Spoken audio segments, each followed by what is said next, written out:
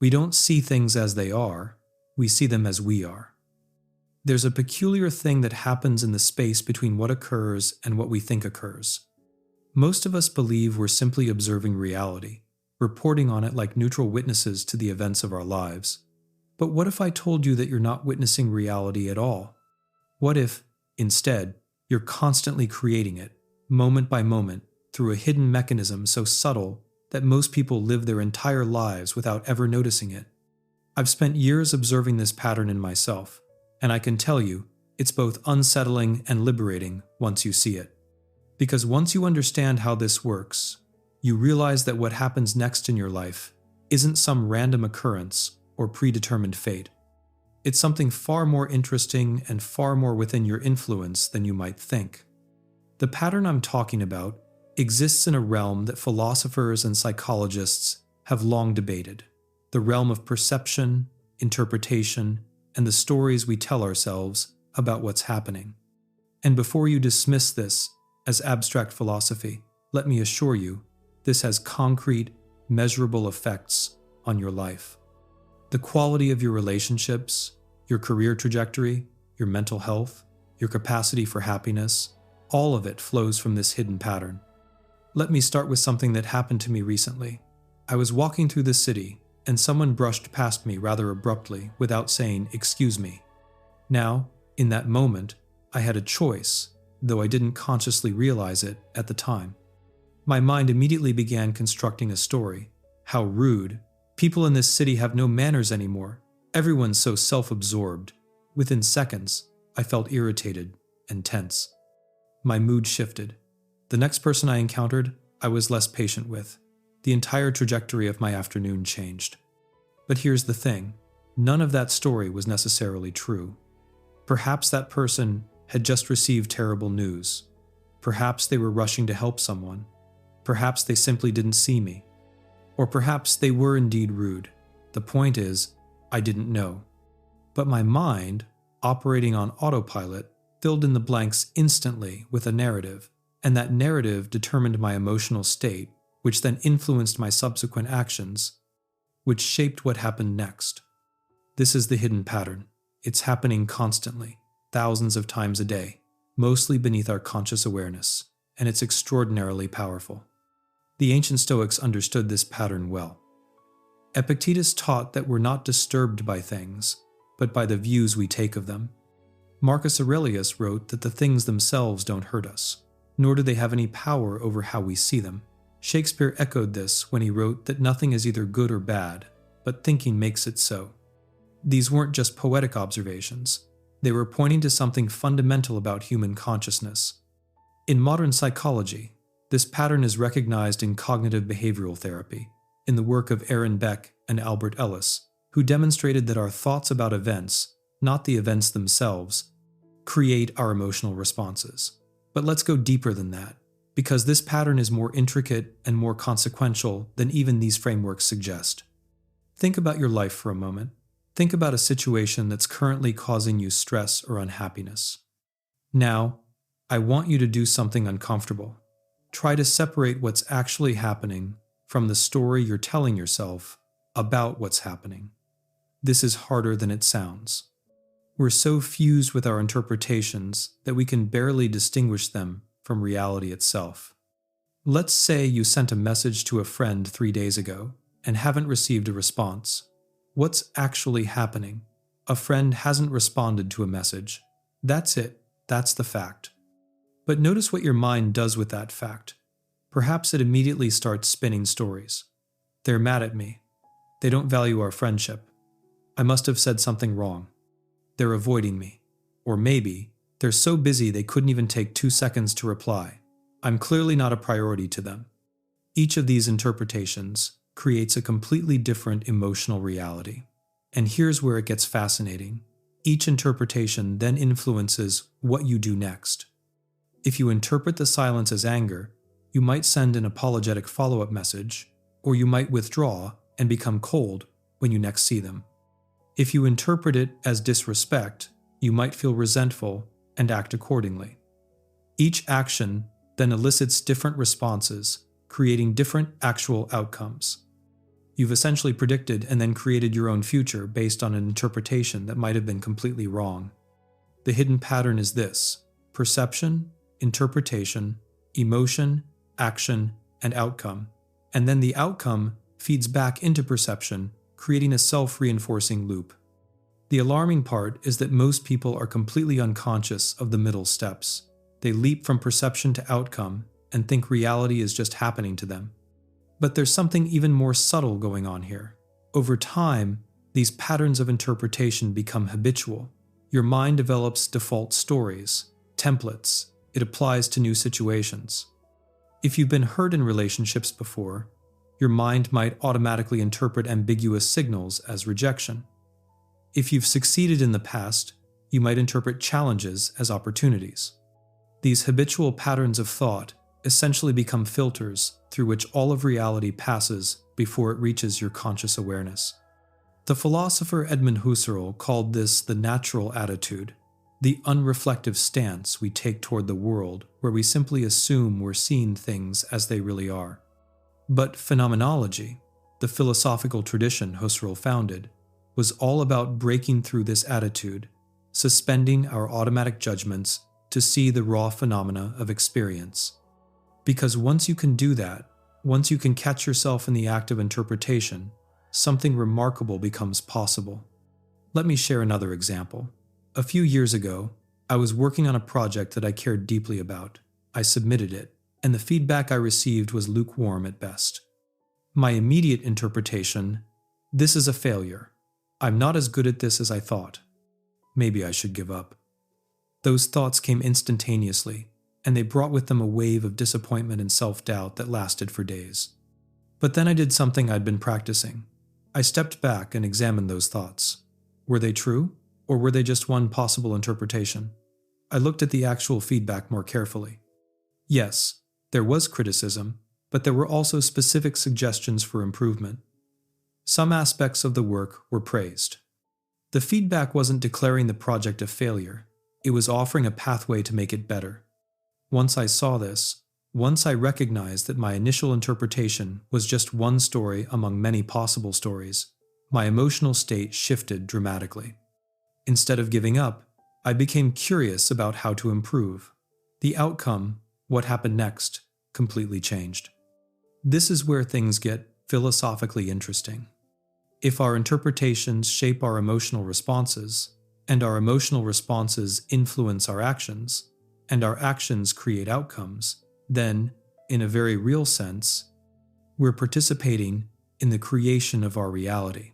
Not in some mystical law of attraction way, but in a concrete, psychological way. The story you tell yourself about what's happening becomes, in part, what actually happens. The Buddhist concept of the 8 worldly winds, which describes how we're buffeted by gain and loss, praise and blame, and pleasure and pain, points to this same pattern.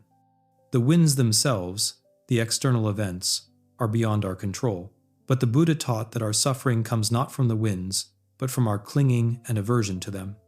We construct stories about why we deserve gain and shouldn't experience loss, and why praise confirms our worth and blame destroys it. These stories are the hidden pattern that determines whether the winds merely blow past us or knock us down completely. Now, here's where this gets even more interesting. Recent research in neuroscience has revealed something called predictive processing, or predictive coding. This theory suggests that the brain is essentially a prediction machine. It's constantly generating predictions about what's going to happen next based on past experiences, and it uses these predictions to interpret incoming sensory data. In other words, your brain is literally constructing your experience of reality in advance, based on its expectations. This means that when something happens, you're not actually experiencing the thing itself. You're experiencing your brain's prediction of the thing, slightly adjusted by the actual sensory input. And those predictions? They're based on the patterns of thought you've developed over your lifetime. If you habitually interpret social situations as threatening, your brain will predict threat, and you'll experience social situations as threatening, which will confirm your brain's prediction, reinforcing the pattern. This is why two people can experience the exact same event completely differently. They're not seeing the same thing because they're not making the same predictions. Their hidden patterns of thought are different, so they're literally constructing different realities. Consider the classic example of criticism. One person hears criticism and thinks, "This person is trying to help me improve. They see potential in me." Another person hears the identical criticism and thinks, "This person thinks I'm incompetent. They're attacking me." Same words, completely different realities, and completely different outcomes in terms of how the person responds and what happens to their relationship with the critic. The existentialist philosophers, particularly Sartre and Heidegger, grappled with this in their own way.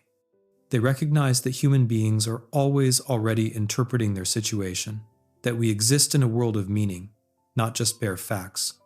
Heidegger called this our thrownness, the way we're always already thrown into a context that we're interpreting. But crucially, Sartre emphasized that we have freedom in how we interpret our situation, even if we can't control the situation itself. We're condemned to be free, as he put it, meaning we can't escape the responsibility of choosing how we relate to our circumstances. This freedom, though, comes with a catch. Most of us don't exercise it because we're not aware we have it. We think our interpretations are reality. We think our thoughts are just describing what's true, but they're not. They're constructing what becomes true through the mechanism I've been describing. So what do we do with this information? How do we work with this hidden pattern instead of being controlled by it? The first step is the hardest. You have to learn to catch yourself in the act of interpretation. This requires what we might call metacognitive awareness, the ability to observe your own thinking. Meditation practices, particularly mindfulness meditation, are designed to develop precisely this capacity. When you sit in meditation and watch thoughts arise, you begin to see them as events in consciousness rather than truths about reality. You see the gap between stimulus and interpretation. But you don't need to be a dedicated meditator to start noticing this pattern. You can begin simply by pausing when you feel a strong emotional reaction and asking yourself, what story am I telling myself right now? What interpretation am I making? Is this the only way to see this situation? Let me give you a practical example. You're in a meeting, and your idea is dismissed quickly. You feel a surge of anger or humiliation. In that moment, if you can pause and observe, you might notice thoughts like, "They don't respect me. My opinions don't matter here. I'm not valued." These thoughts feel true. They feel like facts. But are they? Or are they one interpretation?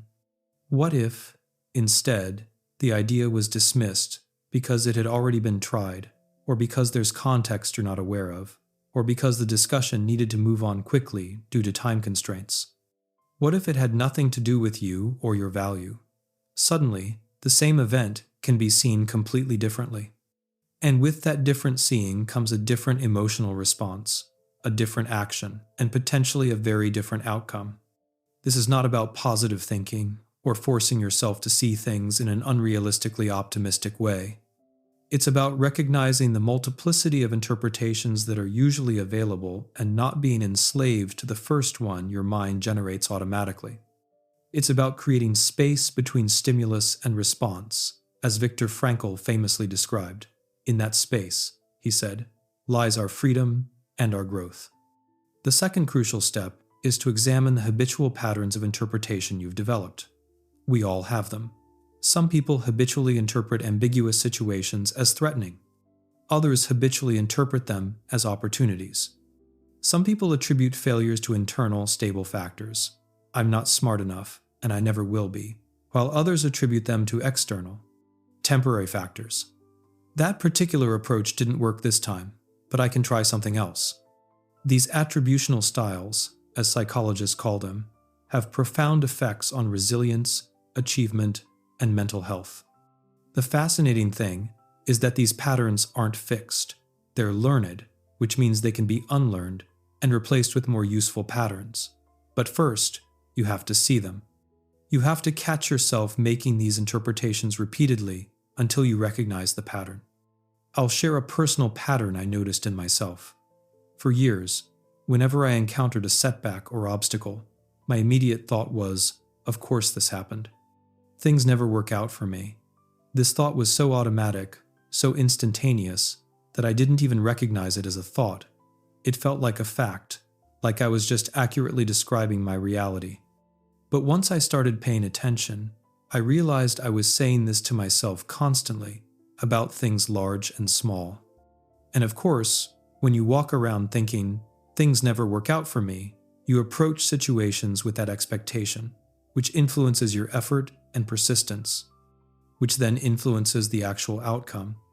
Breaking this pattern required first seeing it, then deliberately challenging it every time it arose.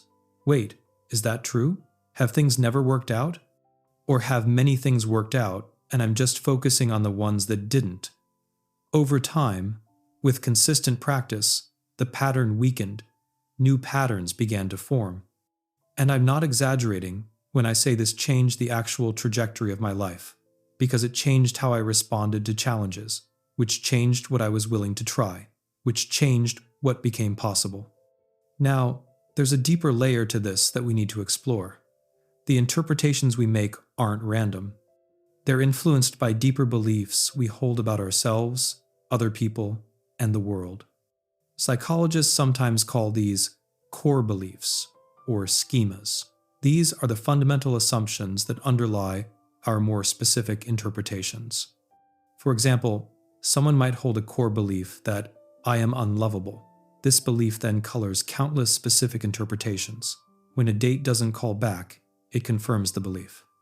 When someone does show interest, it's interpreted with suspicion. They don't really know me yet, or disbelief. The core belief acts like a filter, allowing in evidence that confirms it and filtering out or reinterpreting evidence that contradicts it. This is confirmation bias at its most personal and most destructive. These core beliefs are often formed early in life, based on childhood experiences, and they operate largely unconsciously.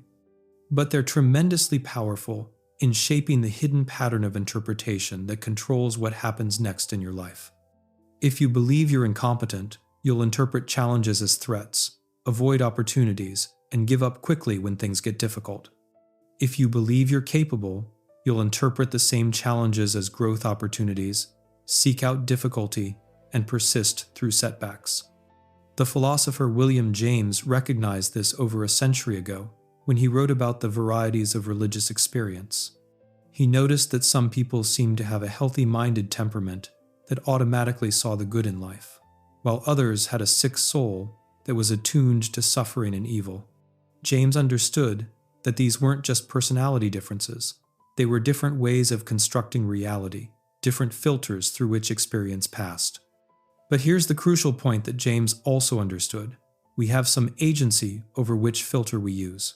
It's not easy, and it's not instantaneous, but we can learn to question our core beliefs, to examine whether they're actually true, or whether they're just stories we've been telling ourselves for so long that they've become invisible. Let me be clear about something important. I'm not suggesting that all interpretations are equally valid, or that reality doesn't exist outside our minds. Bad things happen. People do wrong things. Pain is real. What I'm suggesting is that even in the face of genuine adversity, there's usually more than one way to interpret what's happening, and the interpretation we choose has enormous consequences. Consider two people who both lose their jobs. Person A interprets it as, the economy is terrible, my industry is contracting, this is happening to lots of people, and I'll find another position. Person B interprets it as, I'm a failure, I'll never succeed, I'm unemployable. Both might be facing the exact same objective situation, but they're creating entirely different subjective realities, which will lead to entirely different actions and outcomes. Person A might feel disappointed but remain proactive, continuing to network and apply for jobs with confidence. Person B might spiral into depression, isolate themselves, and approach the job search with desperation or apathy. Who do you think is more likely to find a new position quickly? The interpretations, the hidden patterns of thought, are literally controlling what happens next. There's a concept in psychology called learned helplessness, discovered by Martin Seligman in the 1960s. In experiments with dogs, Seligman found that animals who were exposed to unavoidable shocks eventually stopped trying to escape, even when escape became possible. They had learned that their actions didn't matter, that they were helpless. But here's what's fascinating. Not all dogs developed learned helplessness. Some remained resilient and continued trying to escape. The difference? Their interpretation of the situation, their explanatory style.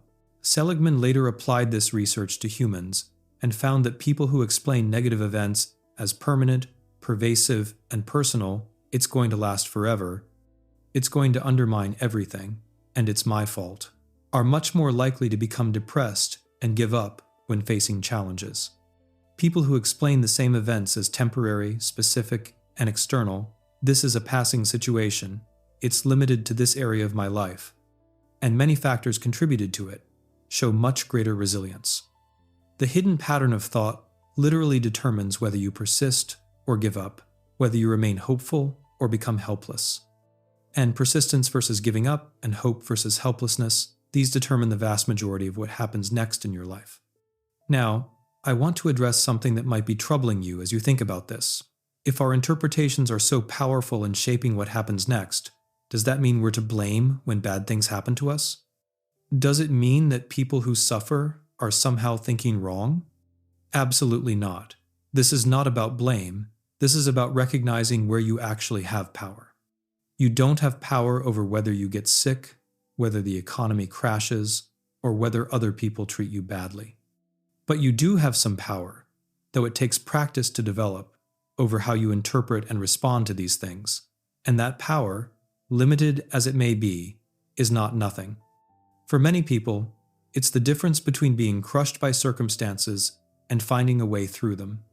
The Stoic philosopher Epictetus, who spent much of his life as a slave before gaining his freedom, understood this deeply. He had almost no control over his external circumstances, but he insisted that he had complete control over his judgments and his interpretations of those circumstances. And in that control, he found freedom even in slavery. This isn't about denying the reality of oppression or suffering. It's about finding the sliver of agency that exists even in terrible situations. Viktor Frankl, who survived Nazi concentration camps, came to a similar realization. In the camps, he observed that some prisoners, despite having lost everything, maintained their humanity and their will to live, while others gave up. The difference, he came to believe, was meaning. Those who could find or create meaning in their suffering, who could interpret even that hell as something to be endured for a purpose, had a better chance of survival. He wrote, "Everything can be taken from a man but one thing, the last of the human freedoms to choose one's attitude in any given set of circumstances, to choose one's own way." This choosing of one's attitude, this is the hidden pattern we've been exploring. It's not easy.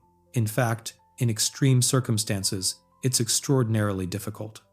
But it's possible, and it's powerful. Let me bring this back to everyday life, because most of us aren't facing concentration camps or slavery.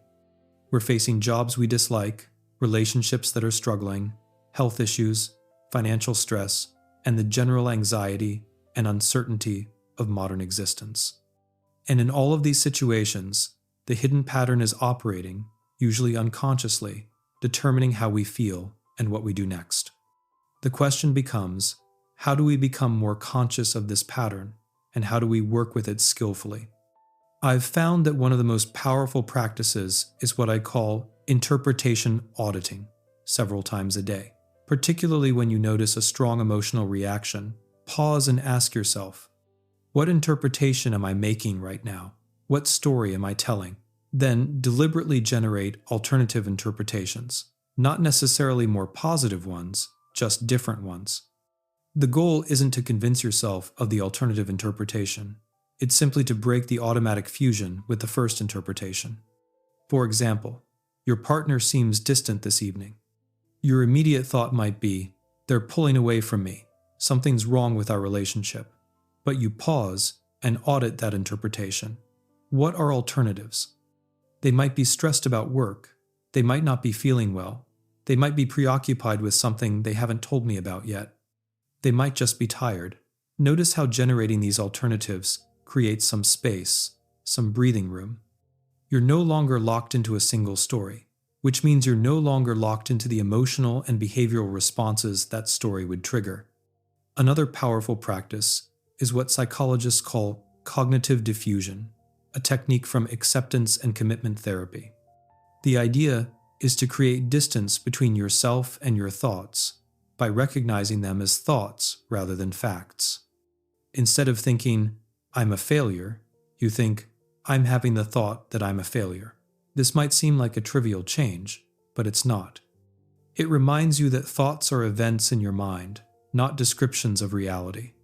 They're interpretations, and interpretations can be examined, questioned, and changed. There's also tremendous value in examining where your habitual interpretations come from. Often, they're inherited. They come from your family, your culture, and your early experiences. I remember realizing that my tendency to interpret conflict as catastrophic came directly from growing up in a household where any disagreement felt dangerous. That interpretation made sense when I was 7 years old and dependent on adults. It makes much less sense now. But it was still running in the background, automatically activated whenever conflict arose, until I saw it and could begin to update it. The ancient practice of philosophy, particularly as the Stoics conceived it, was essentially training in this kind of interpretation management. Marcus Aurelius, the Roman emperor and Stoic philosopher, kept a journal, now known as the Meditations, where he constantly reminded himself to interpret events correctly, not to be carried away by initial impressions, and to see things as they are rather than as his fears or desires painted them. One of my favorite passages from the Meditations is where Marcus writes, "If you are distressed by anything external, the pain is not due to the thing itself, but to your estimate of it, and this you have the power to revoke at any moment." He's describing exactly what we've been exploring, the hidden pattern of interpretation that stands between events and our experience of them, and the power we have to work with that pattern. But Marcus also recognized how difficult this is. The Meditations are full of him reminding himself of the same principles over and over. This wasn't because he was slow to learn, it was because maintaining awareness of the interpretive pattern requires constant practice. The default mode of human consciousness is to fuse with our thoughts, to take our interpretations as reality. Waking up from that fusion, again and again, is the practice. There's one more aspect of this hidden pattern I want to explore, and it's perhaps the most consequential. Your interpretations don't just affect how you feel and what you do, they affect who you become. Over time, habitual patterns of interpretation shape your personality, your character, and your very sense of self. If you habitually interpret challenges as threats and respond by avoiding them, you become a person who avoids challenges.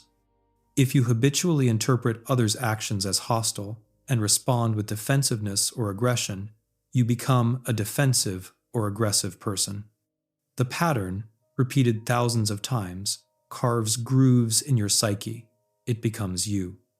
This is both sobering and hopeful. Sobering because it means that many of us have been unconsciously constructing ourselves through our interpretive habits, often in ways that don't serve us. Hopeful because it means that by changing these patterns, we can quite literally change who we are. The person who begins to interpret setbacks as learning opportunities rather than failures becomes a different kind of person over time, more resilient, more capable, and more confident. The person who begins to interpret others' behavior more charitably becomes a different kind of person, more connected, more loved, and more at peace. This is what the ancient Greeks meant by character. It wasn't something you were born with, it was something you cultivated through practice. Through choosing again and again how to interpret and respond to life's circumstances, Aristotle argued that we become virtuous by practicing virtuous acts, that character is formed through habit. But underneath those habits of action are habits of interpretation. We can't cultivate courage, for example, if we habitually interpret all risks as reckless. We can't cultivate compassion if we habitually interpret others' suffering as deserved. So the hidden pattern in your thoughts that controls what happens next isn't just controlling your next action or your next feeling. It's controlling who you're becoming, the arc of your character development, and the trajectory of your entire life. This might sound overwhelming, If so much depends on these patterns of interpretation, and they're mostly unconscious, and they're deeply ingrained, what hope do we have? But I want to suggest that there's profound freedom in this understanding once you move past the initial discomfort. Because here's the thing, you don't have to change all your interpretive patterns. You don't have to become perfectly rational or completely positive. You just have to become aware. You just have to catch yourself enough times that you begin to recognize the pattern, to see that space between stimulus and response that Frankl talked about. And in that space, you have a choice. Not always, and not easily, but sometimes. And sometimes it is enough to begin changing the trajectory. I've seen this in my own life. There are still countless situations where I react automatically, where my interpretive patterns run without any conscious oversight. But there are also increasing moments where I catch myself, where I notice the story I'm telling and recognize it as just one possibility among many. And in those moments, I have freedom. Not freedom from my circumstances, but freedom in how I relate to them. And that freedom, I've found, is enough to make life feel fundamentally different.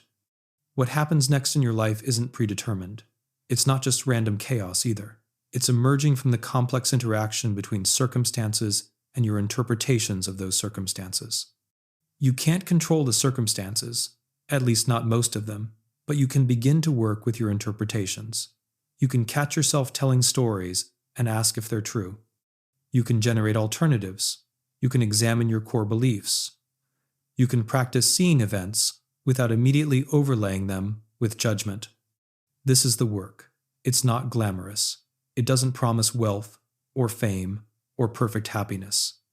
But it offers something perhaps more valuable: the possibility of being more present with reality as it actually is, rather than as your conditioning insists it must be. The possibility of responding to life from a place of awareness rather than automatic pattern. The possibility of shaping what happens next, not through control of external events, but through skillful engagement with your own mind. The hidden pattern has been running your whole life. But now that you've seen it, now that you know it's there, you have a choice you didn't have before. You can continue letting it run unconsciously, or you can begin to work with it consciously. The pattern won't disappear. It's fundamental to how human minds work. But your relationship to it can transform completely. And that transformation, that's where freedom lives. That's where growth lives. That's where the possibility of a different future lives. Not in controlling what happens to you, but in choosing, moment by moment, how you meet what happens. The hidden pattern isn't your enemy. It's the very mechanism through which you engage with reality.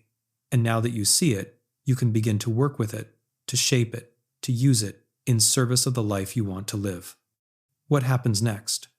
That depends on what story you tell yourself about this moment, and the next, and the next. Choose wisely. Or better yet, choose consciously. That's all that's ever been required.